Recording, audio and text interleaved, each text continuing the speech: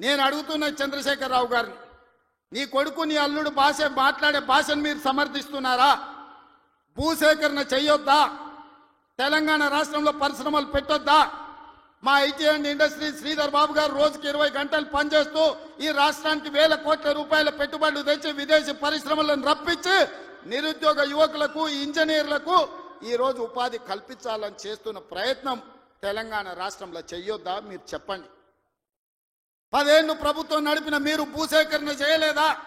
మల్లన్న సాగర్ల ప్రజల్ని ముంచలేదా? 14 గ్రామాలను మల్లన్న సాగర్ల ముంచలేదా? కొండ పోచమ్మల ముంచలేదా? రంగనాయక సాగర్ల ముంచలేదా? ఫార్మా సిటీ అని ఎయిర్పోర్ట్ కూతబెట్టి దూరంలో 14,000 ఎకరాల భూములు సేకరించలేదా? ఇవాళ ఒక కొడంగల్లో నేను భూసేకరణ 1000 ఎకరాలు చేస్తే మీ కడుపు మంట ఏంది, మీ దుఃఖం ఏంది, మీ బాధ ఏంది అని నేను అడుగుతున్నా. ఇదా న్యాయం? ఇదా ప్రభుత్వాన్ని నడిపినోడు మాట్లాడేది? ఈ విధానం ఉంటే రాష్ట్రం అభివృద్ధి చెందుతుందా? నేను అడుగుతున్న ఈ వేదిక మీద నుంచి తెలంగాణ రాష్ట్ర రైతాంగాన్ని, ఎవరో ఒకరు భూమి కోల్పోవాల్సిందే. అభివృద్ధి జరగాలంటే భూసేకరణ జరగాల్సిందే. భూసేకరణ జరిగితే ఎవరో ఒకరు భూమి కోల్పోవాల్సిందే. ఎవరు ఇష్టంగా భూమి ఇవ్వరు.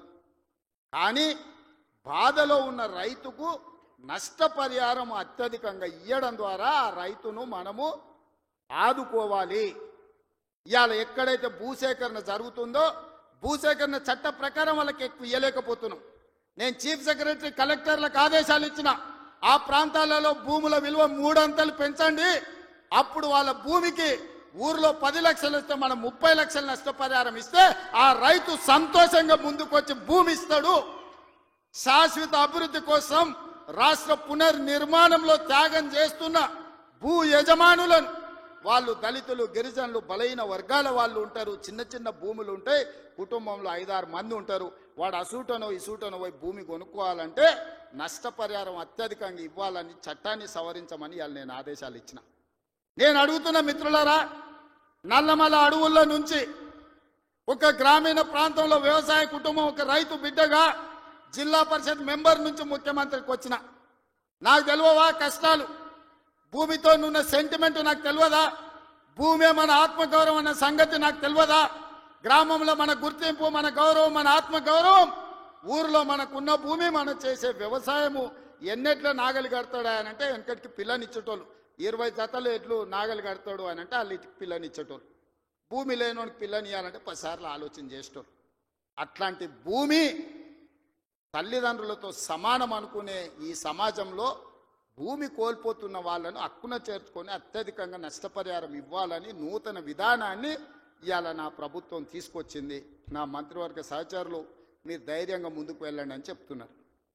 నష్టపరిహారం అత్యధికంగా మేము ఇచ్చి భూమి తెచ్చి పరిశ్రమలు నెలకొల్పాలంటే ఇవాళ వాళ్ళు అడ్డం పడుతున్నారు. తెలంగాణ సమాజమా, మీరు ఆలోచన చెయ్యండి. ఇది మన తెలంగాణకు మేలు చేస్తుందా? ప్రతి సంవత్సరం 1,10,000 ఇంజనీరింగ్ స్టూడెంట్లు ఇంజనీరింగ్ పూర్తి చేసుకొని బయటకు వస్తారు. వాళ్ళ ఉద్యోగ ఉపాధి అవకాశాలు ఎట్లి వాళ్ళో మీరు ఆలోచన చేయండి.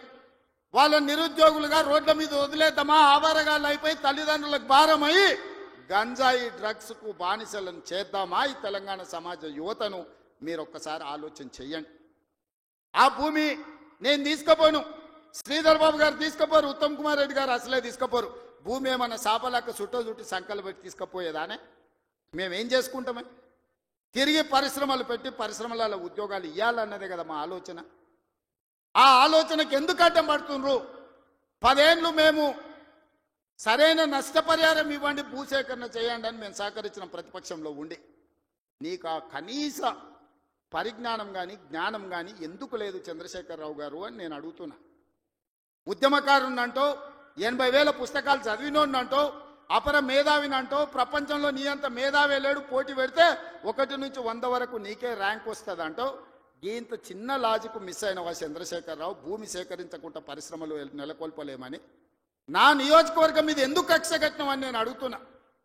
నేనేమో 1,00,000 ఎకరాలు సేకరించలే, 4 గ్రామాలలో కలిసి 1,100 ఎకరాలు నేను భూమి తీసుకుందామన్నది.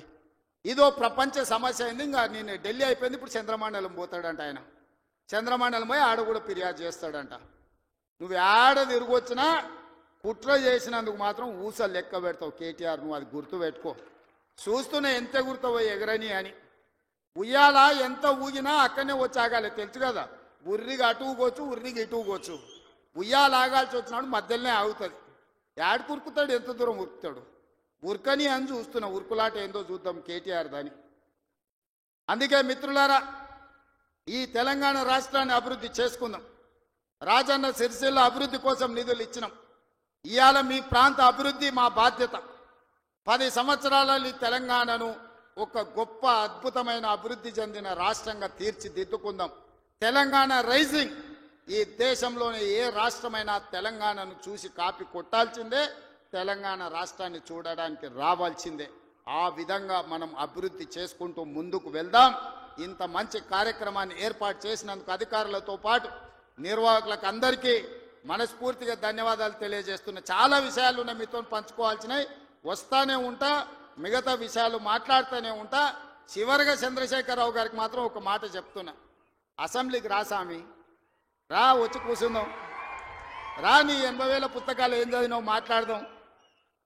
ఒక్కసారి రావే స్వామి, వస్తే రోజంతా చర్చ చేద్దాం, చేస్తే ఏందో తెలుస్తుంది లెక్క. మళ్ళొక్కసారి అదేవిధంగా చేనేత కార్మికుల కోసం పని కల్పించాలని మన స్వయం సహాయక సంఘాల ఎస్హెచ్ గ్రూపులకు 65,000 మంది ఉన్నారు, 65 లక్షల మంది ఉన్నారు. 1,30,00,000 చీరలు స్వయం సహాయక సంఘాలకు సంవత్సరానికి 2 చీరలు ఈరోజు మంచి క్వాలిటీతో ఇచ్చి ఆడబిడ్డల ఆత్మ గౌరవంతో ఉండే విధంగా నిర్ణయం తీసుకున్నాం. ప్రతి ఆడబిడ్డలకు 2 చీరలు ఇస్తాం. ఇక్కడుండే మా వాళ్లకు ఓన్లీ పవర్ లూమ్ నుంచి కాకుండా మన పాలిస్టర్ అండ్ కాటన్ మిక్స్డ్లో చీరలు తయారు చేయండి, మంచి చీరలు వాళ్ళకి ఇద్దాం. ఆత్మ గౌరవంతో బ్రతికే విధంగా తెలంగాణను ముందుకు తీసుకెళ్దామని తెలియజేస్తూ మీ అందరి దగ్గర సెలవు తీసుకుంటున్న ధన్యవాదాలు మిత్రులారా.